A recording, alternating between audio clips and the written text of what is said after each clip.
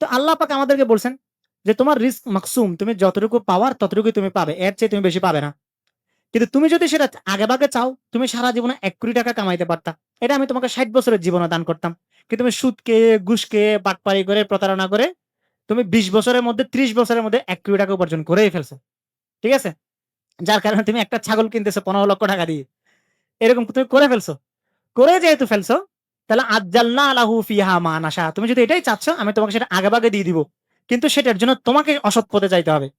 তুমি সেটার জন্য অসৎ পথ অবলম্বন করবা। সুম্মা জাআলনা লাহু জাহান্নাম। এই যে আগেভাগে চেয়ে ফেলছো, যে কর্মকাণ্ডগুলো তুমি করছো, এটার জন্য তোমার জন্য জাহান্নাম রেখে দিছি। জাহান্নামের আযাব তোমাকে ভোগ করতে হবে। অথচ তোমার এটা পাওয়ারই ছিল, তুমি পাইতা। কিন্তু সেটা আমি আমার সিস্টেমে, আমি আমার নেসাবে, আমি আমার মানহাজে দিতাম। তুমি তুমি আমার মানহাজকে অনুসরণ করো নাই, তাই তোমার জন্য জাহান্নাম। ওমান আরাদাল আখিরাতা, আর যে আখিরাতকে চাইছে, ওয়াসাআ লাহা সাইয়াহা, এবং আখিরাতকে পাওয়ার জন্য চেষ্টা করছে, ফাউলাইকা কানা সাইয়ুহুম মাশকুরা, সে তো আখিরাত পাবেই, তার জন্য বরাদ্দ আছে। কুল্লান নুমিদ্দু হাউলাই ওয়া হাউলাই মিন আতাই রাব্বিক। যে দুনিয়া চাইছে তাকেও আমি দুনিয়া দিব, যে আখিরাত চাইছে তাকেও আমি দুনিয়া দিব।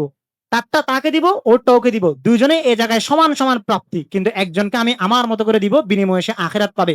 আরেকজন সে তার নিজের মতো করে নেবে, বিনিময়ে সে জাহান্নাম পাবে। বুঝতে পারছেন? তো এজন্যই এই আল্লাহ পাক হিদায়াতের কথাগুলা আমাদের সামনে বারবার উপস্থাপন করছেন, যেন মানুষ হিদায়াতের পথে চলে এবং দুনিয়ার জীবনের যে মেটাফিজিক্স, এখানকার যে সাইকোলজি, এগুলাকে যেন সে ভালোভাবে অনুধাবন করে। কারণ মুসলমানের জন্য এই দুনিয়াটা কোনো প্রফিটেবল জায়গা না।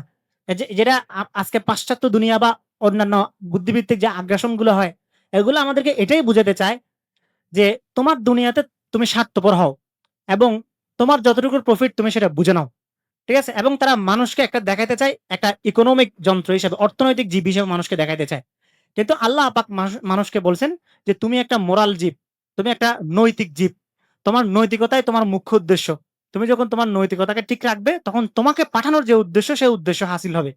কিন্তু যখন তুমি তোমার অর্থনৈতিক জীব হিসেবে নিজেকে উপস্থাপন করবে, তখন তোমার কাছে মনে হবে যে দিনের চেয়ে, ধর্মের চেয়ে, দিনদারিতার চেয়ে দুনিয়াদারি বেশি ভালো। এটা হলো সূরা বাকারার ২য় নম্বর, মারকাজিয়াতুল হুদা।